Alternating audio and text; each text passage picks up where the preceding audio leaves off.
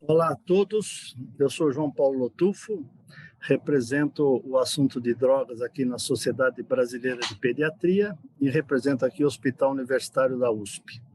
A nossa ideia inicial de fazer este fórum de debate sobre prevenção de drogas lícitas e ilícitas e juntar aqui os médicos e os juristas foi uma ideia que nasceu aí bastante interessante para a gente ouvir a opinião de duas áreas. Eu acho que talvez seja uma primeira vez aí que a gente está juntando essas duas especialidades. Como meu pai, que era advogado, dizia: filho, fique longe de dois tipos de pessoas, médicos e advogados. Então, eu estou tranquilo aqui na presença de toda essa equipe e agradeço ao Gilberto Ribeiro Santos pelo apoio aí nessa jornada. E eu vou passar a primeira palavra para a doutora Luciana Silva, que representa aqui a Sociedade Brasileira de Pediatria e a Associação Médica Brasileira. Bom dia a todos, é com grande prazer que nós estamos aqui e eu quero inicialmente dizer que este é um tema de extrema relevância para a sociedade brasileira, sobretudo para as crianças, adolescentes e os adultos jovens, não é?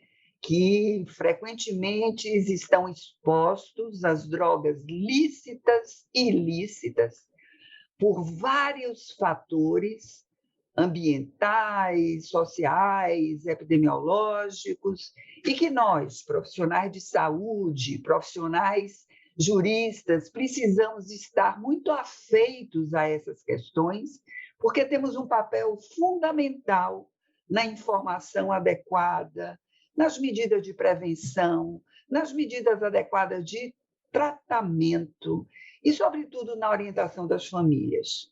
Eu falo aqui em nome da Associação Médica Brasileira, em nome da Sociedade Brasileira de Pediatria, porque este é um assunto, como eu já disse e volto a enfatizar, de extrema relevância. E eu não posso deixar aqui de parabenizar o Dr. João Paulo Lotufo, que vem há muito tempo lutando por essa bandeira junto a seu grupo, nesse caminho de informar, de prevenir, de esclarecer esta luta contra as drogas lícitas e ilícitas, tendo criado até um programa muito interessante para aconselhamento das famílias, das crianças e adolescentes, seja nos consultórios, seja nas escolas, para combater esse problema importante. Então, eu quero aqui, Lotufo, deixar um pedido para que tantas cabeças importantes e voltadas para essas questões, como médicos e advogados, possam juntos ampliar essa luta, fazer documentos de esclarecimento, ir para a mídia de maneira seguida, para que nós possamos realmente informar de maneira adequada sobre essa questão. Então, eu quero dar boas-vindas a todos os palestrantes e parabenizar pela iniciativa para que ela se repita muitas vezes. Obrigado, Luciana. Vou passar a palavra para o Gilberto Ribeiro Santos para dar aí o seu bom dia e apresentar aí o Instituto dos Juristas Cristãos do Brasil. Gilberto. Muito obrigado, professor Lotufo. Bom dia a todos e a todas. É uma satisfação participar de um evento tão importante, uma iniciativa tão especial do professor Lotufo e de outros que ele convidou para participar. O Instituto dos Juristas Cristãos do Brasil é uma instituição que tem se dedicado à questão do enfrentamento às drogas e também ao cárcere. No ano passado, nós realizamos um evento internacional, o 5º Congresso Internacional, tratando exatamente da questão das drogas e do cárcere, que são duas patologias que caminham juntas. Grande parte dos que estão encarcerados somente estão porque praticaram crimes tomados por drogas de toda sorte, sobretudo as drogas ilícitas, mas as lícitas também. Provocam os mesmos problemas, as mesmas consequências em termos de violência, em termos de desagregação familiar, etc. Portanto, quando o professor Lotufo falou desse evento, nós abraçamos a causa porque é de grande interesse e temos realmente dado muita atenção para esse assunto. Aliás, semana passada, sexta-feira, nós realizamos também uma live, inclusive refletindo sobre a vida de Whitney Houston, uma colega dos senhores, do professora Ana Cecília Marques, também muito ligada à BEAD, uma das conselheiras, etc. Ela que foi a nossa conferencista, com uma repercussão muito importante.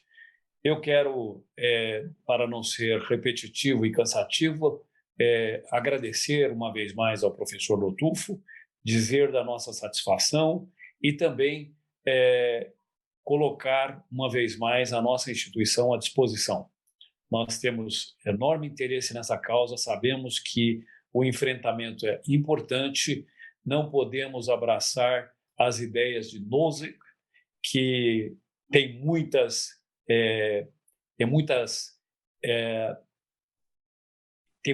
coisa boa também, não é? O liberalismo, etc. Mas nós não podemos cair nesse discurso de que todos têm o direito de fazer o que querem, porque muitas vezes essa liberdade absoluta ela promove uma escravidão das próprias pessoas, promove um estrago enorme na sociedade, na família, e nós sabemos, os senhores, inclusive com muito mais propriedade, sabem os problemas que as drogas lícitas e ilícitas promovem na sociedade, na família, e as consequências disso, econômicas, sociais, etc. Então, meus parabéns a todos, muito obrigado uma vez mais, e que tenhamos todos um bom evento. Muito bem, muito obrigado a todos. E nós sabemos que o Brasil é conhecido no mundo por 2 projetos dentro da área da prevenção. O projeto de prevenção de AIDS e o projeto do tabagismo. Então, nós vamos iniciar aqui para o Ricardo Henrique Meirelles nos contar aí o sucesso do combate ao tabagismo no Brasil. E aí depois partimos para o segundo tema. Ricardo representa aqui a Comissão de Tabagismo da Associação Médica Brasileira, e você tem a palavra, o tempo aí estipulado. Bom dia a todos, né? Um prazer estar aqui, agradecer aí o Lotufo o convite. É importante esse fórum para a gente discutir a questão das drogas e principalmente a questão da prevenção do uso de drogas em jovens e adolescentes. Então, a gente vai falar agora sobre, né, a questão do tabagismo, o que deu certo no programa de controle do tabagismo no Brasil e por que ele é um sucesso no mundo inteiro, né? Por que deixa eu tentar compartilhar minha tela aqui. Tá certo, então. Então, vamos lá. Bom, eu sou Ricardo Meirelles, né? Eu sou médico pneumologista, eu sou atualmente presidente da Comissão de Combate ao Tabagismo da Associação Médica Brasileira e milito na área do tabagismo há bastante tempo, né? Comecei um trabalho fora do século passado, 94, e a ideia, então, para mostrar para vocês como é que se desenvolveu o programa de controle do tabagismo, né? E quais são os futuros desafios desse programa para a gente continuar na vanguarda do controle do tabagismo no país. Bom, primeiramente, a gente tem que entender o que é o tabagismo, né? Qual é a definição sobre o tabagismo? Tabagismo, segundo o OMS, é uma doença pediátrica, é uma doença crônica, né? É um fator de risco para cerca de 50 doenças e é a maior causa isolada evitável de mortes precoces em todo o mundo. É uma doença pediátrica porque 90% dos fumantes começam a fumar na adolescência, no momento em que estão construindo a sua personalidade e que sempre foram envolvidas, né, pelo uso do tabaco, antigamente com as propagandas muito importantes sobre cigarro, Então, nós fisgadas pela indústria do tabaco para começar a iniciar o tabagismo e se tornar dependente da nicotina. Hoje é considerado o maior fator de risco de doença do mundo, né? É a doença que mais mata no mundo.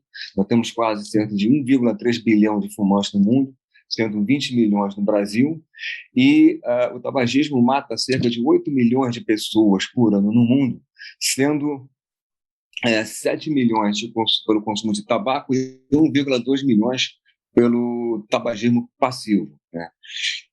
São as pessoas que não são fumantes, convivem com fumantes em ambientes fechados. No Brasil, nós temos cerca de 157 mil mortes anuais, então é considerada uma pandemia, e basicamente o tabagismo é uma dependência à nicotina. Então, o tabagismo são as pessoas que fumam, todas são dependentes da nicotina, então é uma doença grave, crônica, porque dependência química é uma doença que não tem cura. Então, como eu disse antes, o tabagismo é uma doença pediátrica, né, porque 90% dos fumantes começam a fumar na adolescência, a idade média de iniciação é 15 anos, e essa dependência pode se desenvolver após o uso de apenas 100 cigarros.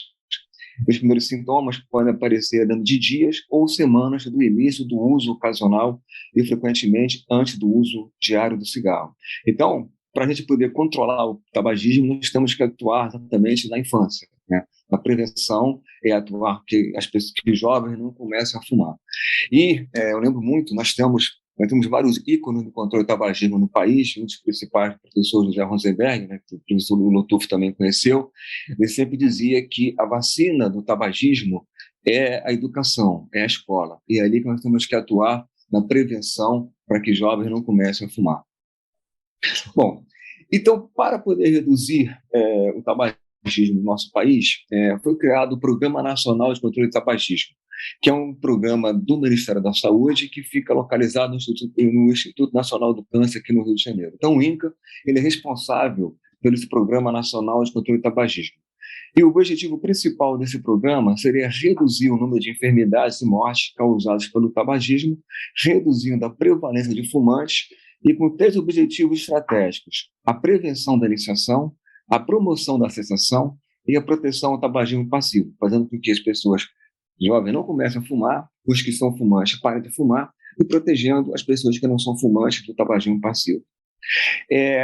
Esse programa ele foi gerado em várias ações educativas, de atenção, de mobilização, com a criação de promoção de ambiente livre do fumo e a promoção da cessação do tabagismo, que um fato importante do programa foi a implantação do tratamento do tabagismo no Sistema Único de Saúde, onde as unidades de saúde são capacitadas e recebem todo o material específico de abordagem comportamental e também de medicamentos para que possa ajudar os fumantes a parar de fumar. Associado a ações educativas, temos que ter também ações legislativas e econômicas.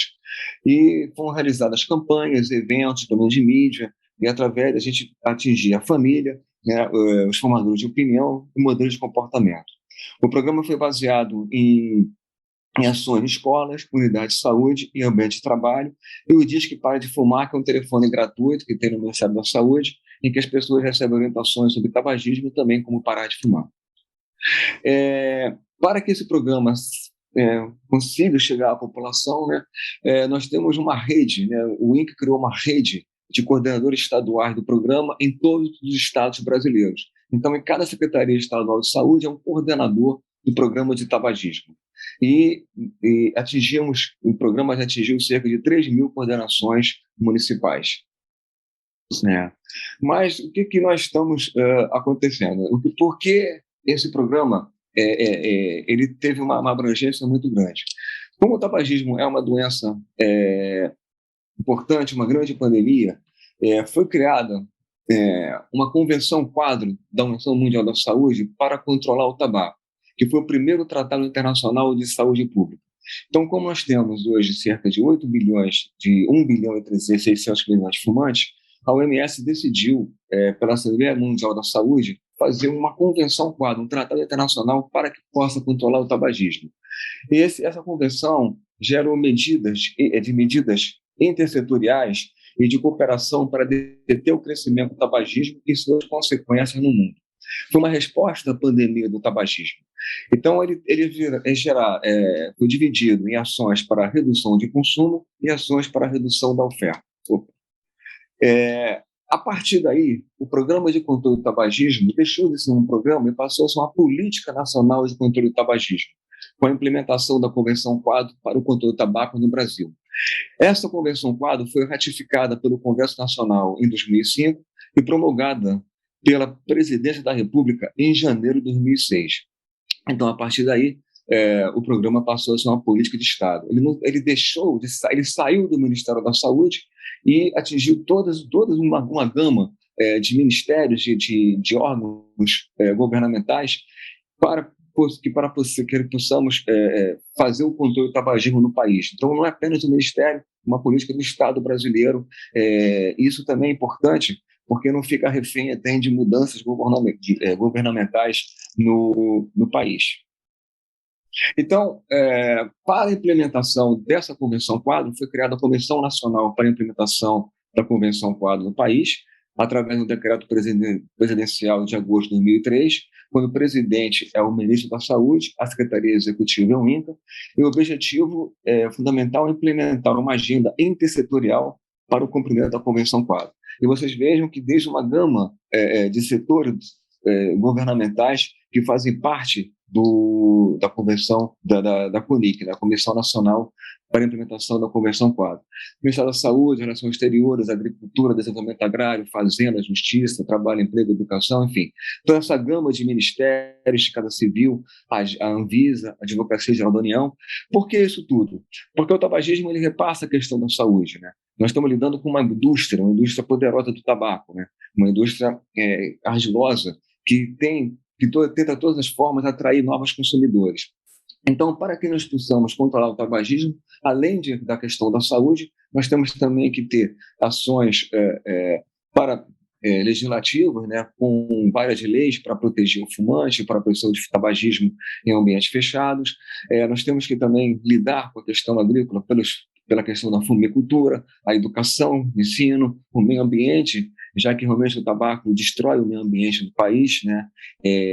Nós sabemos que várias árvores são desmatadas para que possam produzir cigarros. Toda a questão também das guimbas dos cigarros colocados também alteram muito o meio ambiente no nosso país, né? Porque demora muitos e muitos anos para a decomposição dessas guimbas, questão de ciência, planejamento, como planejar o programa, enfim. Então, são várias situações, são vários órgãos envolvidos para que a gente possa controlar o tabagismo no nosso país.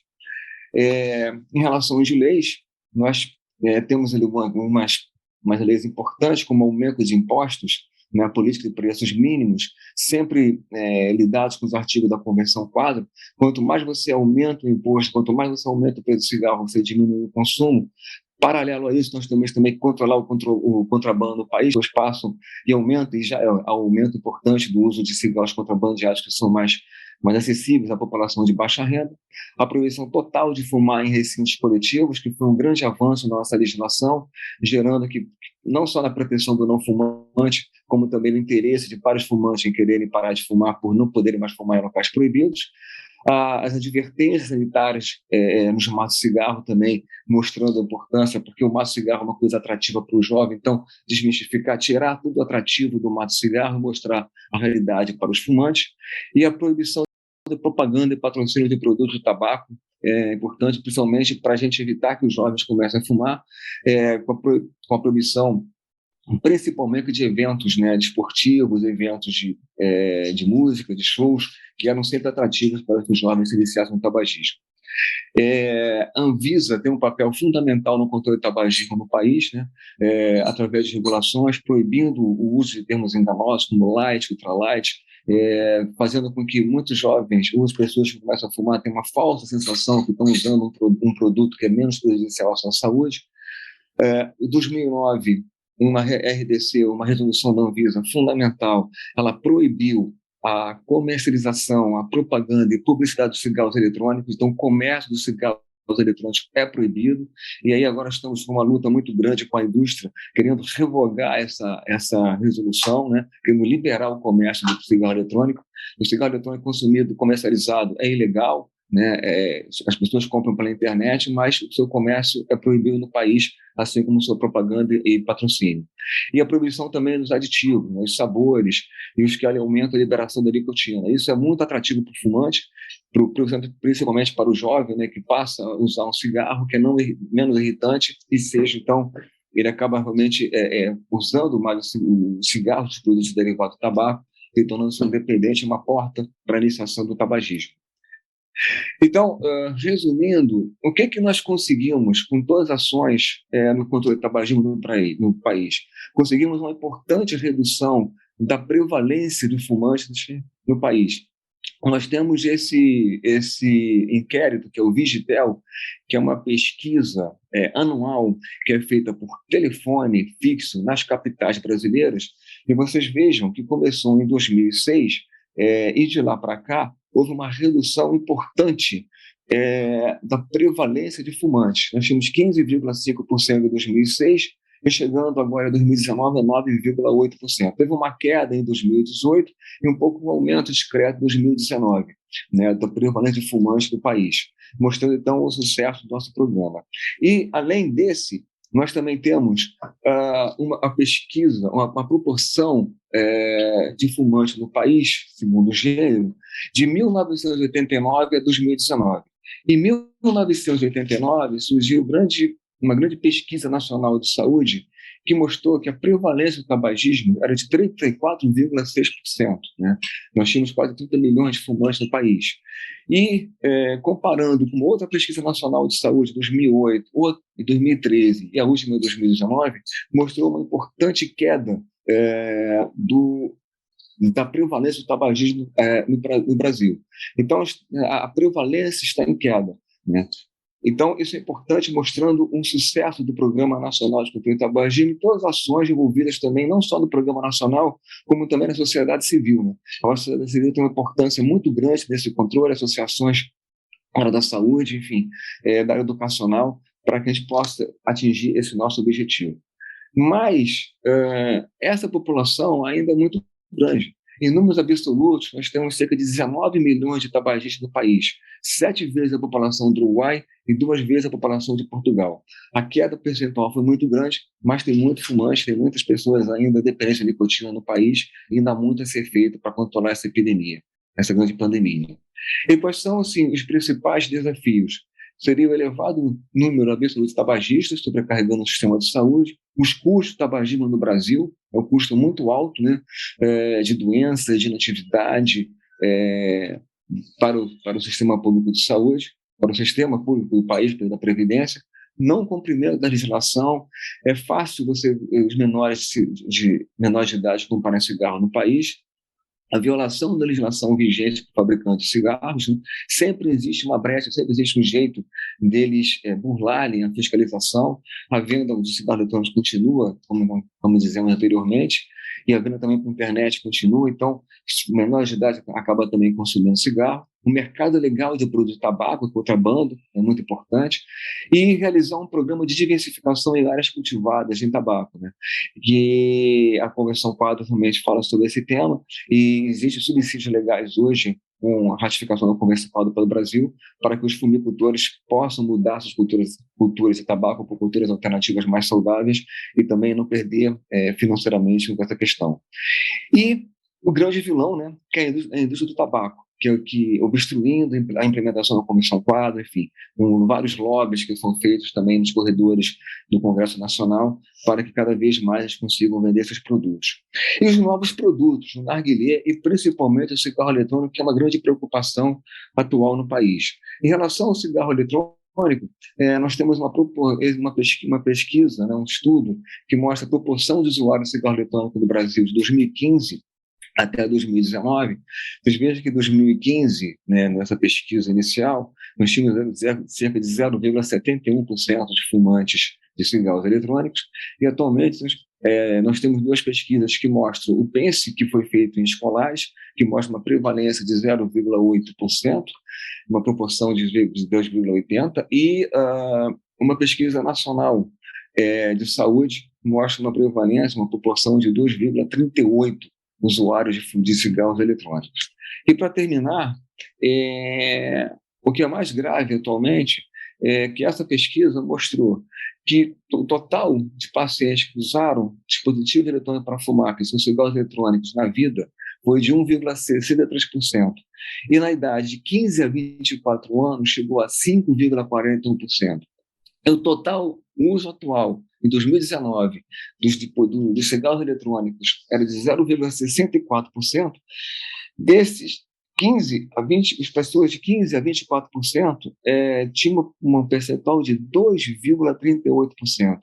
Equivale, então, a dizer que 70% dos usuários atuais do DEF têm entre 15 a 24 anos. Então, a população jovem, a população adolescente, né, que está se iniciando, que está fumando cigarro eletrônico, trocando os cigarros tradicionais pelo eletrônico, sendo cada vez mais fisgados pelas propagandas enganosas que existem na internet e pela falsa sensação de que o cigarro eletrônico é menos prejudicial à saúde.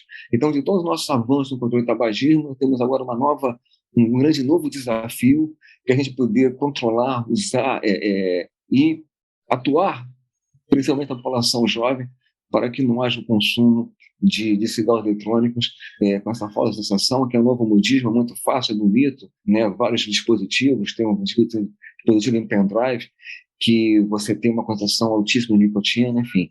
Então, tudo isso é o nosso novo desafio. A gente conta muito também com o Sociedade de Pediatria, com toda a sociedade, para que a gente possamos juntos controlar cada vez mais essa pandemia aqui no nosso Brasil. É isso, muito obrigado. Desculpe aí os problemas técnicos e o possível atraso.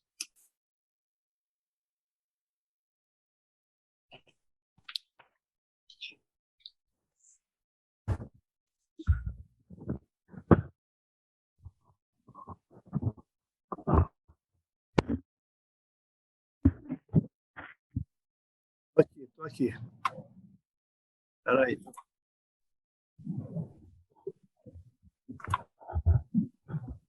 Pronto. Gilberto, obrigado aí Ricardo, obrigado aí pela sua exposição.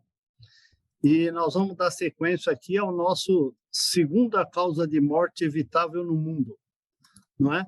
Que é a questão do álcool.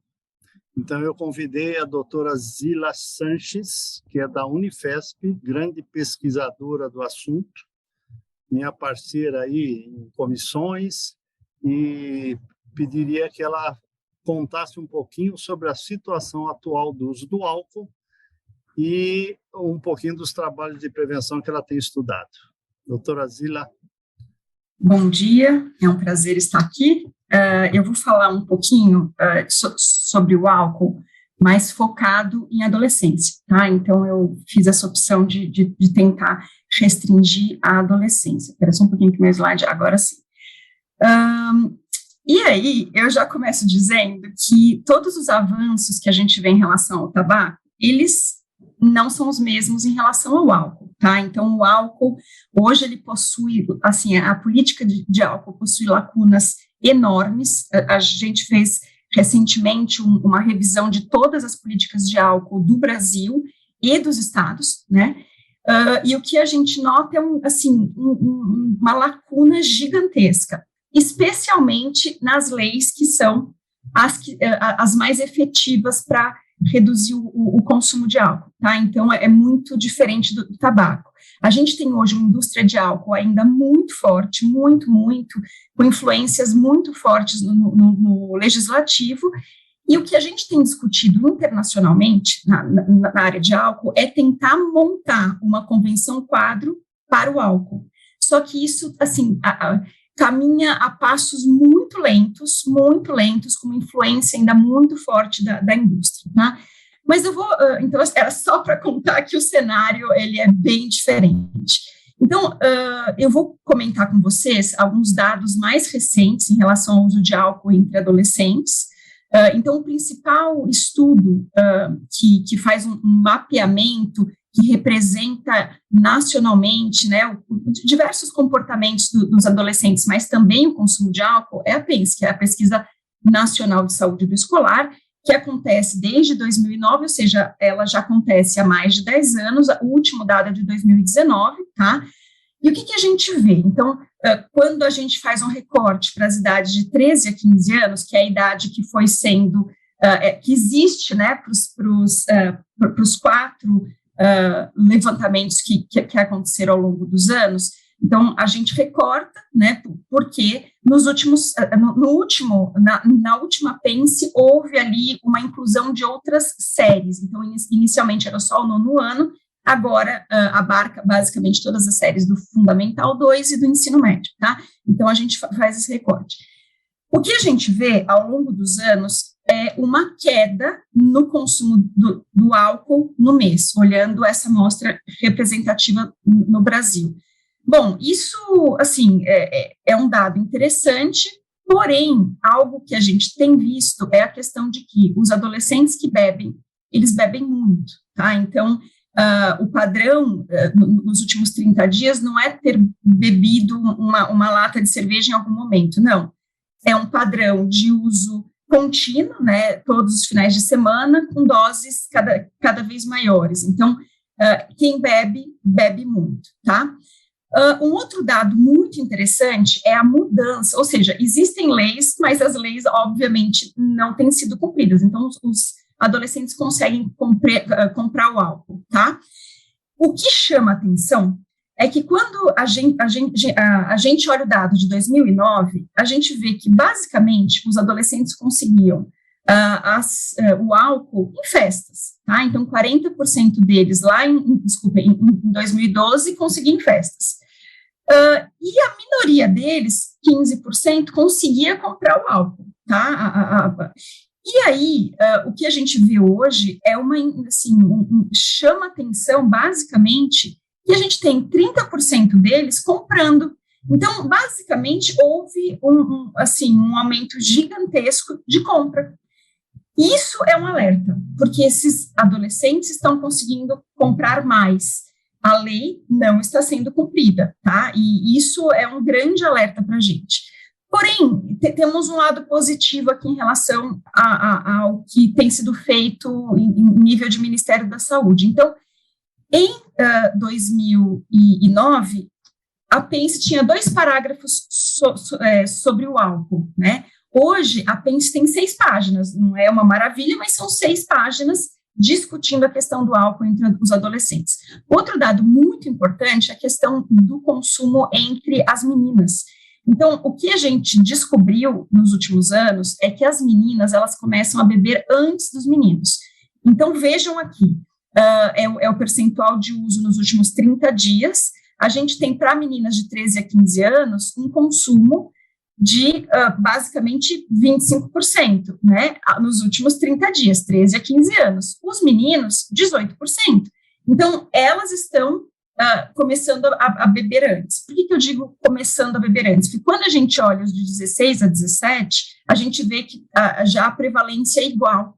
Então, elas começam antes, mas com o tempo elas vão igualando, né, ao contrário, os meninos vão se igualando às meninas. Mas isso aqui é muito preocupante, porque a gente sabe que quanto antes se inicia esse consumo, maior a chance de desenvolvimento de dependência, não só de álcool, mas de todas as outras drogas. Então, a evidência hoje é essa, que o início de álcool acarreta o início precoce de outras substâncias também, tá? Existe muita diferença entre os estados, é gigantesca também. Então, Santa Catarina é o estado hoje que está com maior consumo de álcool entre adolescentes, tá? É bem importante aqui o consumo de 40%. Quando a gente olha o norte, né, a gente pega Amapá, Pará e Amazonas, esse consumo é de 16%, então é bem menor. Então, aonde que estaria o foco hoje de urgência? Claro que o foco ele tem que ser global, mas de urgência para a intervenção. O sul. Então, é Paraná, é Santa Catarina, é Rio Grande do Sul. Então, o foco deveria estar lá, tá? A urgência. As meninas, elas bebem mais em todas as regiões do Brasil, tá? Então, não é só em Santa Catarina, elas têm bebido mais globalmente, tá? E o álcool, ele é o principal fator de risco para mortalidade precoce, tá? De 15 a 49 anos. Então, quando a gente faz um recorte para os jovens, né? Digamos, os 49 menos jovens, mas fazendo esse corte até os 49, o álcool vem antes do tabaco, tá? E aí depois, se você pega o global, o tabaco vem antes. E aí, o que a gente tem visto? Que existe uma influência gigantesca do meio.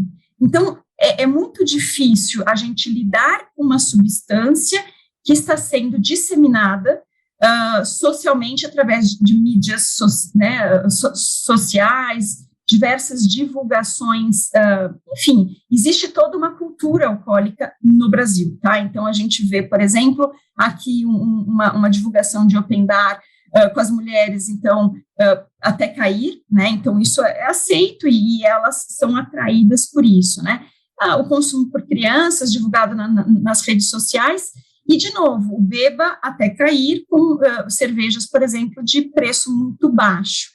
Além disso, a gente tem hoje todos os nossos adolescentes e crianças sendo expostos diariamente, especialmente no Instagram, a mensagens muito alcoólicas, tá? Então, a gente vê pessoas ali que são conhecidas delas, que muitas vezes eles admiram e tal, fazendo propaganda do álcool. E aí sempre vem alguma coisa assim embaixo, que é publi, né, que é publicidade, venda proibida para menores de 18 anos, só que os menores já assistiram, né, eles já viram ali o post no Instagram, então não faz o menor sentido, tá? E isso mostra o quanto é difícil a gente prevenir o consumo de álcool entre os adolescentes, porque a cultura alcoólica está aí, e eles estão expostos a essa cultura alcoólica, tá? Eu vou falar, no global, quais são as principais estratégias de prevenção ao uso de álcool para os adolescentes, mas já adiantando que não existe uma fórmula mágica, não existe. Todas as medidas de prevenção, elas têm características muito peculiares, tá? Então, elas são diferentes, e nenhuma delas é muito efetiva, a não ser as estratégias de políticas públicas, assim como aconteceu para o tabaco.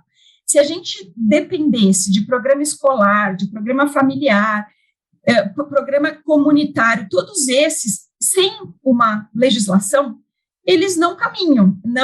Então, a legislação foi o ponto de mudança para as leis para o consumo de tabaco. Então, todas elas, né, a de propaganda, a de venda, o controle mesmo de venda, a questão toda hoje de espaços livres de tabaco, isso tudo, o global disso foi responsável por essa redução muito importante do consumo de tabaco.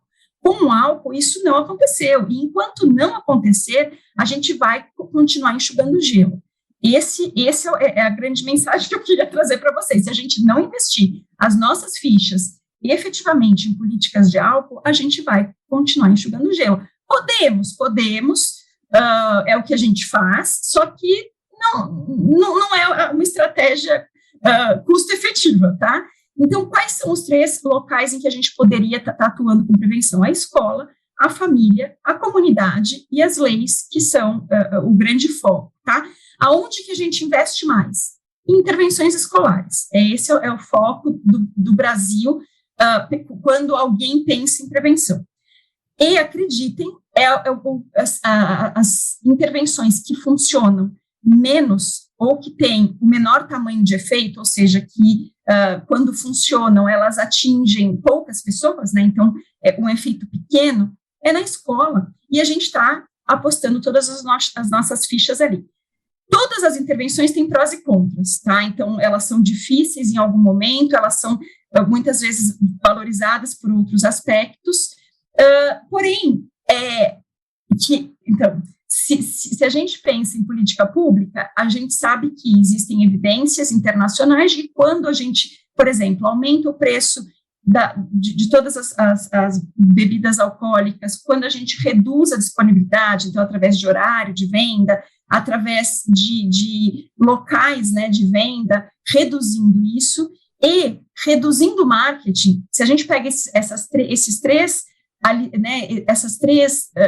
pilares, a gente tem evidência internacional de que isso reduz o consumo de álcool e, a longo prazo, reduz homicídios, diversos aspectos de violência e dependência de álcool, tá? Então, isso acontece.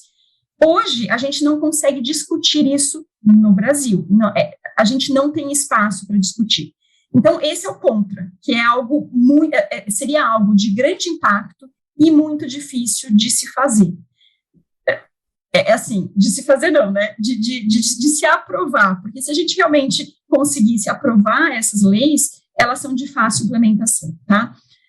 Porém, a gente acaba investindo mais na escola, que também tem os seus prós e contras. Então, hoje, o governo tem basicamente 2 programas que são aplicados em escolas. Ele tem o Tamo Junto, hoje o Tamo Junto 2.0, que é do Ministério da Saúde, e tem o ProERD. E esses 2 programas, eles são disseminados, mas nenhum deles tem a capacidade real de populacionalmente reduzir esse consumo por adolescentes, porque são ações muito pontuais e algumas delas acabam não mostrando o sucesso que é esperado. Porém, é a forma mais fácil de se chegar ao adolescente. Então, os professores gostam de implantar, os pais acham ótimo, os adolescentes adoram, por quê? Porque são atividades lúdicas e que acabam ocupando, por exemplo, uma aula de matemática. Então, eles vão trocando uma aula que muitas vezes eles não gostam por uma atividade lúdica, um jogo. Então, esse é um ponto a favor, tá? Então, os adolescentes gostam. Porém, então, esse impacto é menor e os modelos teóricos para a implantação em escola, eles são altamente complexos. Então, a gente tem que pensar em estratégias de aumento de habilidades de vida, informação sobre a droga e alteração das normas sociais, ou seja, aquilo tudo que eu mostrei nos slides ali, com as imagens que eles recebem. Então, isso tem que ser discutido e trabalhado com eles. Então, é complexo, tá? E aí existem as estratégias familiares, que elas são melhores do que as estratégias escolares, elas têm uma capacidade melhor de alterar o consumo, porque a gente trabalha tanto os filhos quanto os pais, né? Então, trabalha-se a família toda, porque muitas vezes, quando eu estou só na escola, o adolescente recebe a informação, aí ele chega em casa e os pais oferecem algo. E isso acontece muito. Então, ele começa a ter um conflito ali. Olha, eu estou discutindo aqui que não é legal, por isso, e que eu tenho que aprender a dizer não, né, ao meu amigo que está me oferecendo por isso, e como eu devo proceder num evento, numa festa. Então, todas as habilidades de vida que são trabalhadas, chega em casa e o pai diz para ele tomar, né, uma cerveja, por exemplo, porque isso é uma forma de eles, de mostrar que ele se tornou alguém mais maduro, adulto. Então, fica esse conflito, tá? Ou pais que abusam de álcool e acabam sendo um modelo contrário aos filhos. Tem toda essa complexidade ou seja, é importante trabalhar a família como um todo, inclusive visando redução de consumo, de abuso entre esses pais também, porque esse é um fator de risco bem importante quando a gente pensa em prevenção ao uso de álcool para o adolescente, tá? E o último espaço em que a gente costuma trabalhar a prevenção é um espaço, eu fui colocando a ordem de evidência científica. Então, a gente tem menos evidência para a escola, um pouco mais de evidência para programas familiares e mais evidência ainda para programas comunitários. Então, assim, se eu não consigo mudar a lei, e a gente não está conseguindo, a gente tem levado várias rasteiras todas as vezes que a gente tenta, se eu tenho que escolher entre esses outros 3 ambientes, o ideal seria pensar numa ação comunitária. O que isso quer dizer?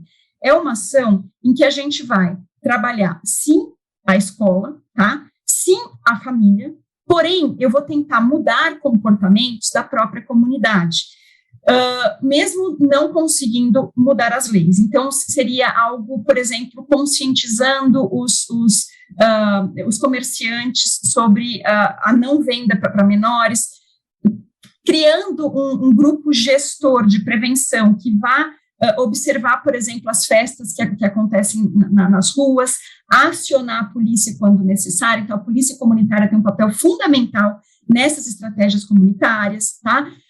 Diversas atividades na comunidade visando a alteração da cultura de consumo, tá? Então, são várias estratégias assim importantes, a comunidade oferecendo atividades extracurriculares em espaços de clubes, espaços de lazer que acabam ocupando o dia do jovem, então ele fica mais tempo ativo, né, jogando, aprendendo um esporte e tudo mais, então ele fica menos tempo na rua, tá? Então é uma forma de você trabalhar o ambiente também.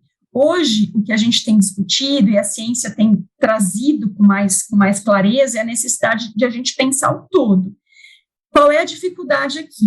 A gente tem poucos estudos ainda que realmente mostrem o resultado dessas ações comunitárias, porque é mais difícil você avaliar, é muito mais difícil avaliar toda essa, né, essa ação do que só a ação escolar.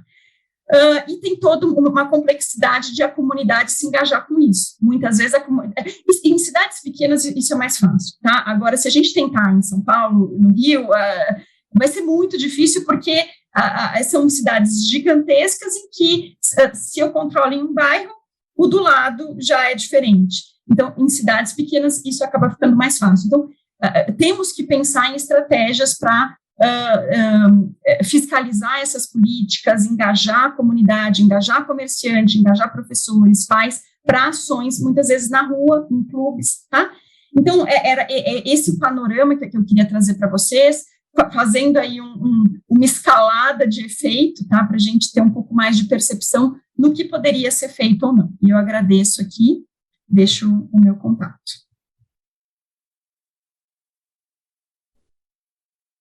Obrigado, Zila.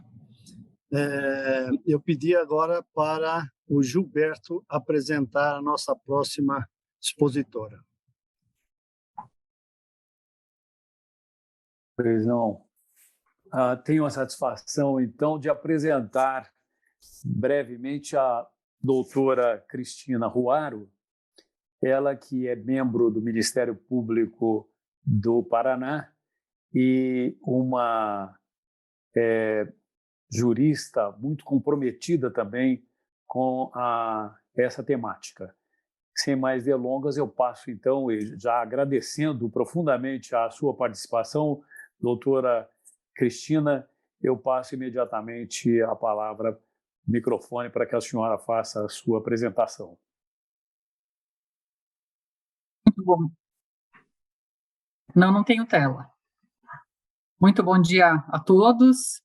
Agradeço imensamente o convite para participar desse fórum de debates, fundamental para a questão e os esclarecimentos necessários a essa temática tão importante, né, que tem causado tantos malefícios à sociedade brasileira e mundial, né? A mim coube a tratar sobre essa questão do porquê a legislação de regulação do álcool não caminha se a do tabaco caminhou. Essa é a indagação. É bem complicado nós chegarmos a uma conclusão efetiva sobre isso, mas considerando o que foi comentado pelos palestrantes que me antecederam, eu acho que fica bem claro isso, né?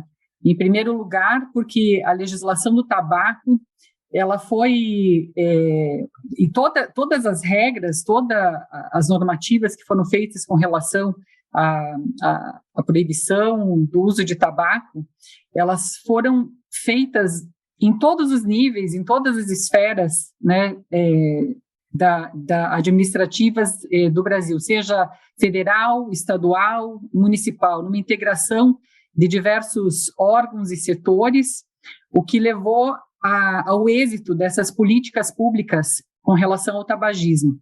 O mesmo nós não vemos com relação às bebidas alcoólicas, e esse é o grande problema, né?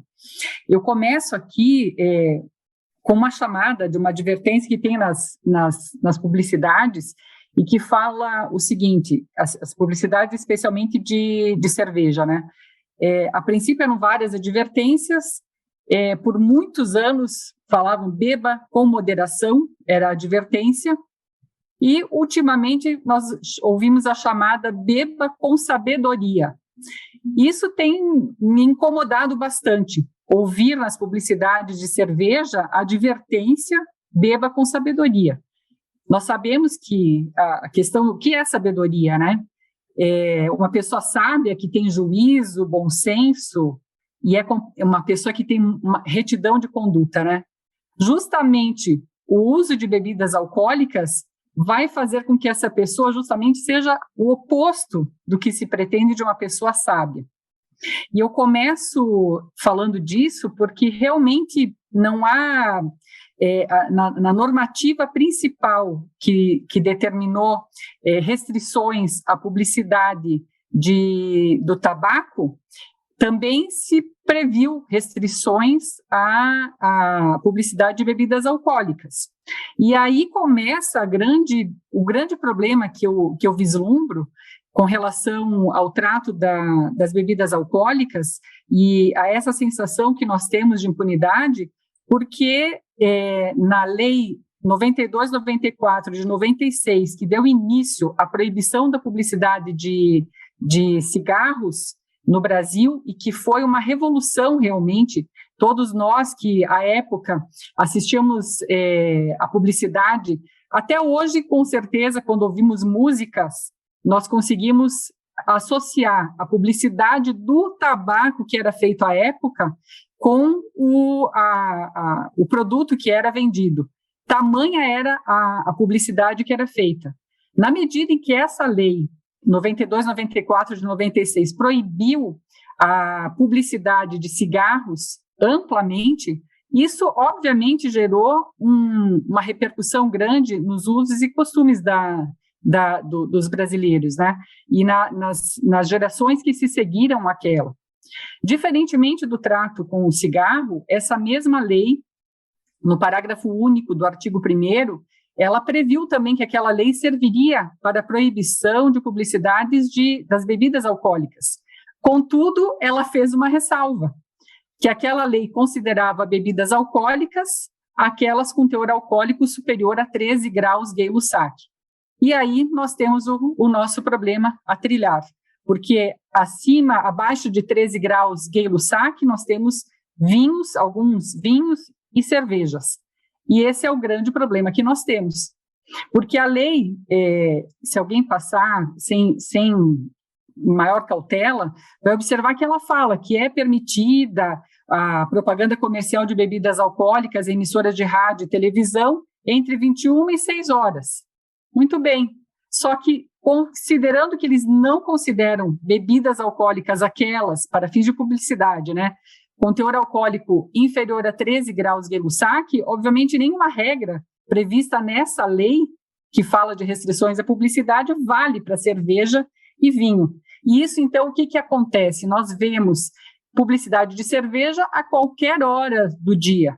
E, obviamente, que o público que será atingido é o público que nós teríamos que proteger, que são nossas crianças e adolescentes, né? Então, há uma incoerência muito grande com relação a essa legislação. Várias campanhas foram feitas com relação à questão de tentar se modificar essa lei. Como a doutora Zilá comentou, é difícil, a dificuldade que se tem, que não se tem uma abertura para fazer a mudança legislativa, né? Então procuram-se outras alternativas, mas efetivamente nós só vamos ter uma mudança de atitude se nós conseguirmos mudar a legislação. A Constituição Federal, no artigo 220, já previa que haveria de se ter a regulamentação das bebidas alcoólicas, né, e da publicidade de bebidas alcoólicas, o que foi feito por essa lei, só que ela previa de uma forma ampla, e o legislador, autorizado pela Constituição, restringiu, mas restringiu parcialmente. Obviamente que essa restrição parcial deveu-se, obviamente, ao lobby, né, das indústrias, especialmente a indústria cervejeira, que é uma das maiores indústrias que temos no mundo. Então, é difícil ir contra esse lobby, contra esse poder econômico, que obviamente trabalhou muito bem no Congresso Nacional para que essa lei tivesse essas restrições com relação à publicidade, à exceção que se deu indevidamente às bebidas alcoólicas de teor alcoólico inferior a 13 graus Gay-Lussac. Mas acredito que não podemos perder a esperança. Nós temos que mudar isso. Da parte dos juristas, acredito que mais de 10 anos depois da edição dessa lei, 92, 94, 96, várias providências judiciais para que se tentasse modificar. Inclusive, no Tribunal Regional da 4ª Região, em Porto Alegre, tramitou em sede recursal, confirmando sentença que foi decorrente e deu ganho de causa a uma ação do Ministério Público Federal, no sentido de que se ampliasse a restrição da publicidade de bebidas alcoólicas para todo e qualquer grau de teor alcoólico de bebidas, né? O que aconteceu à época é que, motivado pela legislação da lei seca com relação à legislação de trânsito, se fundamentou que não haveria por que fazer um trato diferenciado entre bebidas alcoólicas para publicidade e proibição, né, no que diz respeito ao trânsito, até porque causaria grande confusão. Essas ações tramitaram no Judiciário e chegaram até o Supremo Tribunal Federal. Diferentemente do que vemos hoje, que temos um Supremo Tribunal Federal com juízes bastante ativistas e que adentram, inclusive, nas atividades atinentes ao legislador, àquela época, os nossos ministros do Supremo Tribunal Federal entenderam que não poderiam fazer alterações na legislação, porque a Lei 92/94 de 1996 foi decorrente de um amplo debate de cerca de 7 anos, com todas as partes interessadas, com a sociedade, enfim, e que não caberia ao judiciário modificar a intenção do legislador, que é o representante do povo. Então, todas essas ações que tramitaram no judiciário para modificar a Lei 92/94/96 caíram por terra com essa decisão do Supremo, que entendeu, e é interessante que a gente observe, né, na fundamentação do acórdão, que a questão cultural que se tem com relação ao álcool, ela é muito forte. Por isso, da dificuldade de se modificar a legislação, porque os nossos legisladores levam consigo e carregam esses preconceitos, né, essas preconcepções sobre a questão do uso do álcool. E aqui eu vou tomar liberdade para ler um trechinho, né, do que constaram na fundamentação, em que eles diziam o seguinte: os produtos alcoólicos completam o elenco daqueles sujeitos à propaganda com restrições. Aqui as nuances são evidentes. Não há dúvida de que a ingestão moderada pode ser até mesmo estimulada. Ao que parece, o álcool, em pequena quantidade, pode até ser benéfico à saúde, diminuindo a formação das chamadas lipoproteínas de alta densidade e contribuindo para reduzir o risco de infarto no miocárdio. Além disso, desde tempos imemoriais, o vinho acompanha o homem e ainda hoje é produto alimentício cotidiano em diversos países da Europa, geralmente sem prejuízo para a saúde. De outro lado, o abuso do consumo de bebida forte, destilada, acima de 40% em volume, tem constituído grave problema em quase todo o mundo. Assim, há que, desde logo, distinguir-se a bebida leve da bebida forte. Então, assim, o que eles colocaram aqui? Que o projeto de lei que era apresentado procurava equilibrar todos os aspectos. De um lado, por considerar que a publicidade é um fator ponderável, inclusive ao estímulo do consumo, consequentemente da produção e da geração de empregos. Então, vocês vejam o que acontece aqui. Fala-se de bebida forte e leve. Nesse sentido, se liberou a publicidade das bebidas denominadas leves. E, por outro lado, se colocou a importância de favorecer o consumo, a produção, que, obviamente, geram a produção de empregos. Então, ali, os argumentos da indústria, né, pesando sobre a influência nessa legislação. Então, o fato é o seguinte: creio que não há, e a experiência que nós tivemos com toda a movimentação que se fez com relação às campanhas contrárias ao tabaco, ela deve ser seguida também com relação ao álcool, e é isso que depende de uma mobilização grande da sociedade. Uma grande campanha que foi feita em âmbito nacional, e merece aqui o registro, foi aquela campanha denominada Cerveja Também é Álcool, É uma campanha que me parece óbvia, né? Mas para fins dessa lei, que tem sido o nosso grande entrave, porque ela incentiva o consumo de bebidas alcoólicas, essa campanha foi fantástica, porque objetivava justamente convencer o legislador federal da necessidade da mudança legislativa. E acredito que seja somente esse o caminho para que nós tenhamos êxito, né, que se possa ter uma mudança de atitude no Brasil, né? Nós temos outros problemas também com relação à questão da bebida alcoólica, e essa questão cultural é muito, muito forte, né, no que diz respeito a isso, né? As festas, isso a doutora Zilá também comentou, as festas que são realizadas, seja de 15 anos, seja de batizado, festas de igreja, eventos de open bar, são o tipo de evento que deve realmente ser refletido até que ponto pode ter bebidas alcoólicas livres em festas onde temos crianças e adolescentes presentes. Ou como pode se permitir open bar, que é, obviamente, um incentivo ao consumo excessivo de bebidas alcoólicas, né? Isso, vários legisladores em várias esferas têm procurado debater, mas nós precisamos evoluir e tentar influenciar para que a legislação procure colocar restrições com relação a esse tipo de evento. No início também foi comentado pelo Dr. Gilberto a respeito dos problemas que decorrem com relação ao uso de drogas lícitas e ilícitas, né? E que as penitenciárias têm vários casos de pessoas que estão presas em decorrência do uso dessas substâncias, né? Obviamente, no que diz respeito ao álcool, os problemas de acidentes de trânsito, a violência doméstica, sem dúvida alguma, o fator preponderante é o uso excessivo de bebidas alcoólicas, e tantos homicídios e lesões corporais acontecem também pelo uso excessivo de bebidas alcoólicas. Então, como não tomar uma providência pela sociedade, normatizando, né, e esclarecendo sobre os malefícios dessa substância com relação à atitude, né, das pessoas que a ingerem, né?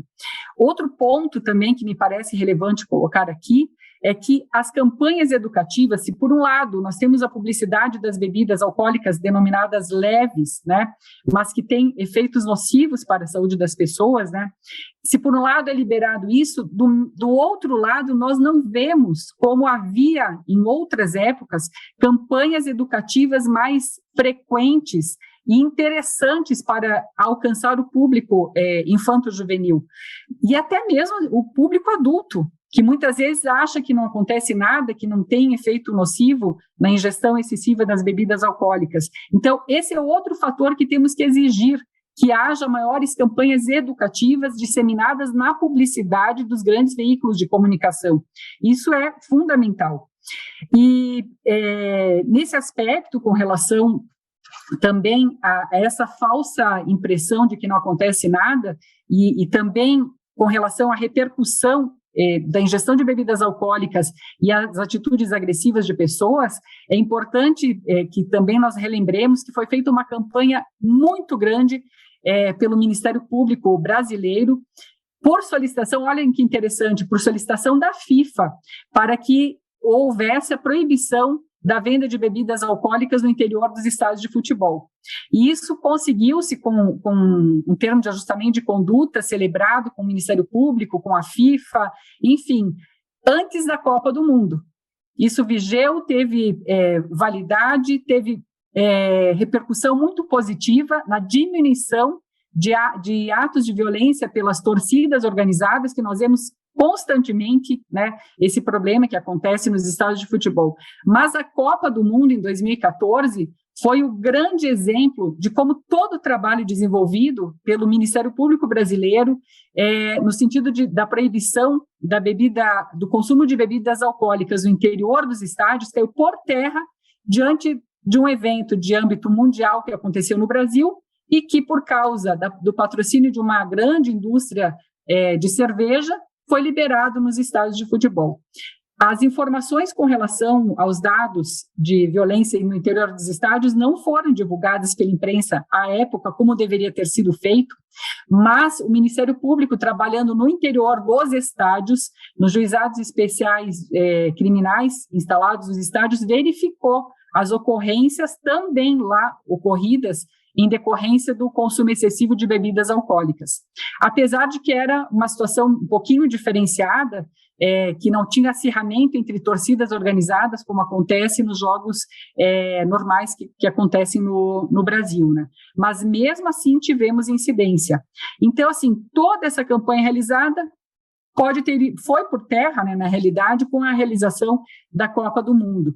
Então, eu acredito também que toda essa normativa, como aconteceu com a questão do tabaco, nós devemos refletir, porque agora com essa questão dos cigarros eletrônicos, com a questão do narguilé, que são tidos pelas pessoas como menos danosos à saúde, isso também pode causar prejuízos a toda a campanha que foi feita anti-tabagismo, né?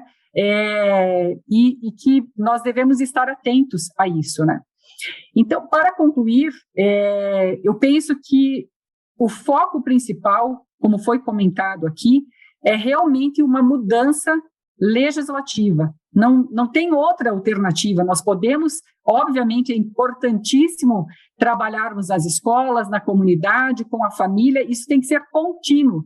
Mas se não tivermos uma atuação mais efetiva e drástica por parte do legislador federal, no que diz respeito especialmente à publicidade, a condutas como se é possível ou não circular com bebida alcoólica em locais públicos, a venda de bebidas alcoólicas para menores, que já é proibida, mas deveria ser exigida de uma forma mais contundente, pedindo-se documento de identidade nos estabelecimentos, algo para criar a cultura que as pessoas deveriam ter de que menores de 18 não deveriam ter acesso a essas bebidas alcoólicas.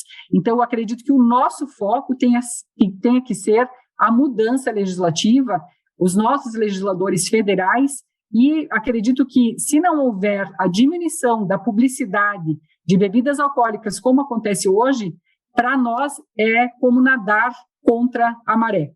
Sinceramente, é essa a minha avaliação. Obrigada a todos, estou à disposição.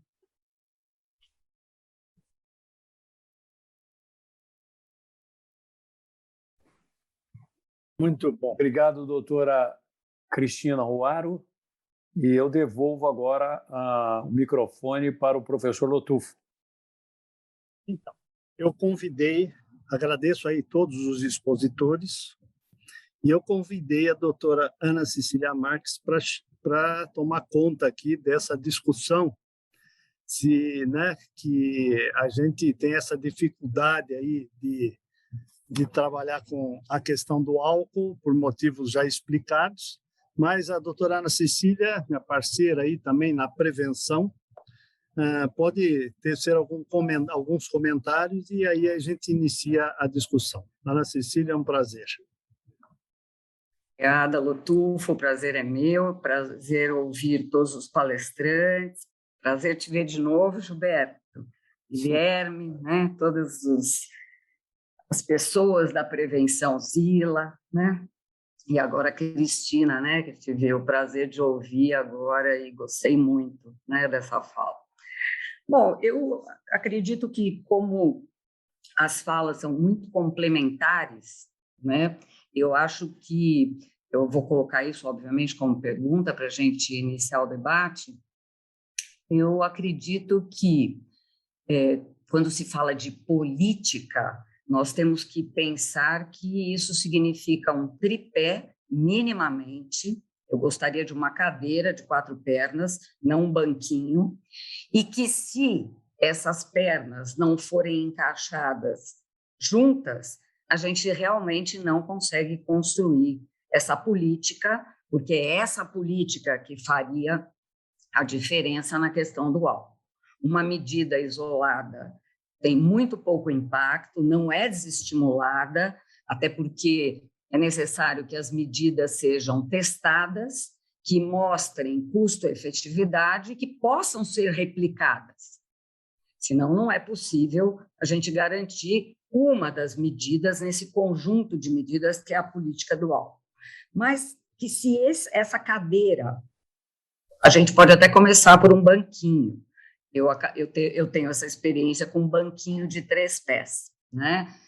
Que é a comunidade, né? O social, o indivíduo, a família, né? A saúde, todas essas questões já colocadas. Mas, se a gente não tiver uma coisa que é fundamental do meu ponto de vista, e essa é a pergunta, uma divulgação dessas mudanças na história do álcool. Nós temos uma história das drogas. Cada droga tem uma história diferente da outra.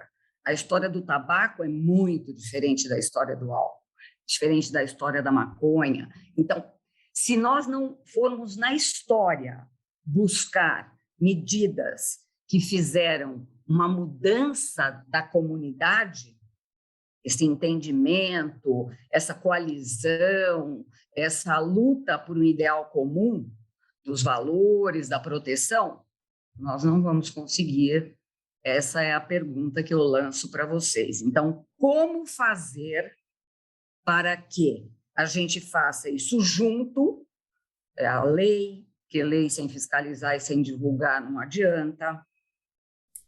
O programa de tratamento, as medidas preventivas complexas, comunitárias, se nós não olharmos para a história, retirarmos elementos dali para colocar nessa mudança que urge, que é a mudança do pensamento, do modelo, o resgate dos valores, o resgate da família.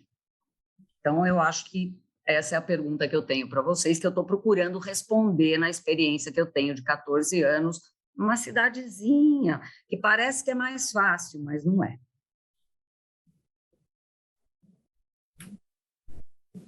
Então, veja, quando a gente vai discutir essa questão, por exemplo, eu estive uma vez com o presidente da Sociedade de Pediatria de São Paulo, junto ao governador da época, que era o Alckmin. E ele iria abrir um congresso sobre drogas em Campinas, um congresso do Free Mind, junto com o famoso padre Haroldo. Nós fomos convidar o governador para abrir o congresso. E ele falou ali, olha, o problema do álcool já está resolvido, porque eu já fiz a lei aí que é proibido vender álcool para menor de idade, como se isso estivesse funcionando, né? E, na verdade, ele falou, o problema agora é o crack, né?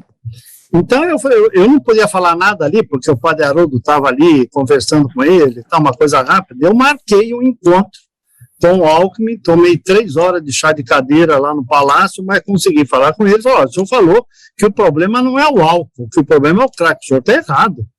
E assim vai. E quando se fala com eles, eles falam o seguinte, mas já existe um programa, que é o ProERD, né? Então, a Zila avaliou um pouquinho o ProERD. Eu gostaria que ela, se pudesse, falar um pouquinho aí, mais profundamente da análise, porque quando a gente fala com os políticos, a resposta é essa, já existe um programa. E quando você coloca um programa para eles, parece que você quer disputar espaço com aquele programa. E não, os programas se juntam, não é? E, na verdade, na cabeça do político já existe um programa e acabou, né?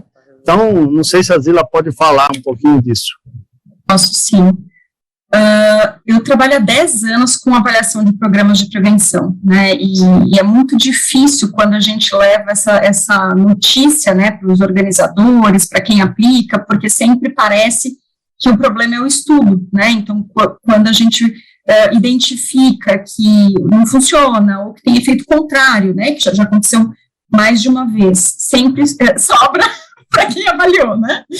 Enfim, e o caso do ProERD foi mais ou menos esse, né? Teve uma questão muito dura de um julgamento, né? Então, o ProERD em São Paulo, no município de São Paulo, ele mostrou um efeito neutro para quase todas as drogas, ou seja, o grupo que recebeu o programa quando comparado ao grupo que não recebeu o programa da mesma região, né, foi assim, um sorteio aleatório, nas escolas das mesmas regiões de São Paulo. Então, ao longo do tempo, da forma que o grupo controle progrediu o uso, o grupo experimental, que era o que recebia o ProERD, progrediu o seu uso também, tá? Então, eles caminharam da mesma forma, independente de ter recebido o programa ou não. Aí, o que acontece? E teve um dado específico em que a gente encontrou que para o binge drinking, que é beber 5 doses ou mais em uma ocasião, o programa tinha um efeito contrário no 7º ano, tá? Porque ele é aplicado no 5º e no 7º ano. E, enfim, a gente publicou em revistas internacionais muito importantes na área, né, com análises de desfechos diferentes, né, inclusive olhando os mediadores, e isso foi uma coisa muito mal vista, muito mal recebida no geral, tá? E aí, houve, assim, algumas pessoas utilizaram esse argumento que o Lotufo está colocando, de que eu queria vender um programa, que eu estava fazendo isso para colocar o meu programa, ganhar dinheiro em cima disso, ou inclusive uma questão política, dizendo que eu estava fazendo aquilo para atacar o governo, né, e sendo que eu já tinha ouvido exatamente o contrário em outro momento, que eu estava atacando outro governo quando eu identifiquei um efeito iatrogênico na primeira versão do Tamo Junto. Então, esse tipo de vivência faz com que a gente sempre pense em desistir, tá? Porque, pensa assim, para que eu estou me metendo nisso, se cada vez que a gente identifica um problema, propõe soluções. Então, não é só mostrar o erro, a gente diz, olha, o problema está aqui, né? Então, tem evidências muito claras de onde o problema está. Então, no caso do ProERD especificamente, o primeiro ponto é, o currículo de 5º ano, ele é um currículo que todas as atividades são basicamente escritas. As crianças de 5º ano, especialmente da escola pública, elas têm uma limitação de leitura e de escrita que é chocante, que fez, inclusive, com que a gente tivesse que adaptar o estudo para coletar os dados através de aplicativo de celular com áudio, para que eles ouvissem as perguntas e digitassem o sim ou não com cores, porque eles não conseguiam ler as perguntas. Então, a questão toda é, se eles não conseguem ler as perguntas do estudo, e a gente tem que usar áudio para que eles ouçam e respondam, como que eles vão entender o material que é todo escrito? Então, existem coisas assim que são muito claras, e enquanto isso não for adaptado, a chance de funcionar é mínima, né? Então, são essas, ou seja, a gente identifica o problema, a gente expõe, né, uma proposta de, olha, a gente não quer tirar isso, né, de vocês, a ideia não é trocar por um outro problema, a ideia é, a princípio, que vocês tentem adaptar, alterar, né, não só em termos culturais, porque isso também tem exemplos, por exemplo, assim, um exemplo que me choca é crianças de 12 anos, né, exemplo do programa, 12 anos, uma menina indo para o shopping fumar. Tem dois erros graves aí. É raríssimo uma criança de 12 anos estar fumando, e assim, e o shopping é o único lugar que ela não iria para fumar, porque é uma lei que funciona, você não pode fumar no shopping. Então, a hora que você vai colocando esse tipo de informação, começa a ficar claro porque existe esse efeito, entende? Não é culpa da avaliação. Então, eu só queria trazer para vocês que assim, trabalhar com avaliação é algo espinhoso. Trabalhar com avaliação de intervenções públicas é pior ainda, porque sempre existe um julgamento de que você está atacando politicamente um governo, tá? Eu colocaria uma questão também, que se falou da leis a nível federal, né? É lógico, por exemplo, o aumento do imposto da bebida alcoólica tem que ser a nível federal. Mas eu coloco sempre, eu fui a uma cidade, por exemplo, falar lá numa faculdade, e sempre eu peço para falar na Câmara de Vereadores da cidade, também com os vereadores. Porque já que eu estou indo lá, perdendo um tempo, entre aspas, né, não, vou. Eu fui numa cidade, falei do álcool lá na Câmara de Vereadores, alguma legislação que eles poderiam fazer, na cidade para controlar um pouco a bebida alcoólica. Não podemos aumentar o imposto a nível da cidade, mas você pode proibir de se beber na praça pública, por exemplo, ou limitar um horário, etc. E foi interessante que no final lá eles me presentearam com uma garrafa de vinho, e eles estavam muito, assim, incomodados de me dar garrafa de vinho. Eu falei, não, pode me dar, que eu vou tomar o meu vinho com a minha família no sábado à noite, lá tal. Mas, enfim, há uma dificuldade, leis federais são mais complicadas, porque a gente sabe aí o lobby. Então, eu colocaria para vocês assim, quer dizer, o lobby é só uma questão de ideia, ou existe um lobby financeiro também nessa questão, né? Vamos ser claros nessa coisa. E a outra coisa é, se vocês acham que a gente poderia trabalhar ao contrário, começar com leis municipais, talvez depois estaduais e depois a nível federal. Sim, eu queria contribuir, né? Lá nesse projeto que eu tenho, nós tornamos o programa uma lei municipal. E a partir desse programa, que é a política de álcool, tabaco e outras drogas da cidade, agora tem outros projetos de leis tentando controlar a disponibilidade em relação ao horário, outros projetos de lei menores, que a gente não ia conseguir pôr na lei maior. Primeiro vamos aceitar o programa, uma política como um todo, e agora vamos agir nas medidas necessárias.